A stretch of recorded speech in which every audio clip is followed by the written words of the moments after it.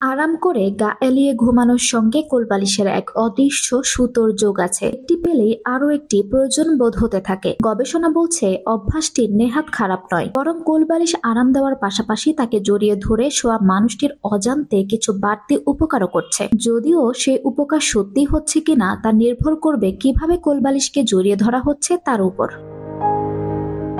গবেষকরা বলছে শিরদাঁড়ার স্বাস্থ্য নির্ভর করে শোয়ার ধরনের উপর। ঘুমানোর সময় দীর্ঘক্ষণ শিরদাঁড়া বিশ্রামে থাকে, সে বিশ্রাম কিভাবে হচ্ছে তা গুরুত্বপূর্ণ।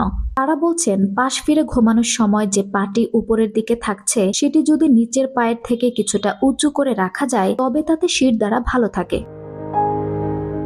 গবেষণা সংক্রান্ত ওই তথ্য প্রকাশিত হয়েছে দ্য স্পাইন জার্নাল এবং দ্য জার্নাল অফ ভাস্কুলার সার্জারিতে। ইন্টারনাল মেডিসিনের চিকিৎসক আর দত্ত বলেছেন বেশিরভাগ মানুষই ঘুমানোর সময় কোনো এক পাশে ফিরে ঘুমান, কিন্তু ঘুমানোর সময় যদি দুটি পা এবং পায়ের হাঁটু পরস্পরের সঙ্গে ঠেকে থাকে তবে দীর্ঘদিনের ওই অভ্যাসে শিরদাঁড়ার নিচের অংশ বা কোমরের নিচের হাড় বেঁকে যাওয়ার সম্ভাবনা থাকে। কিন্তু দুটি পায়ের মাঝখানে যদি কোলবালিশ থাকে তবে হাঁটু দুটি পরস্পরের সঙ্গে ঠেকে থাকে না, শিরদাঁড়া বা কোমরের নিচের হাড় অথবা পেশির উপর অনাবশ্যক চাপও পড়ে না।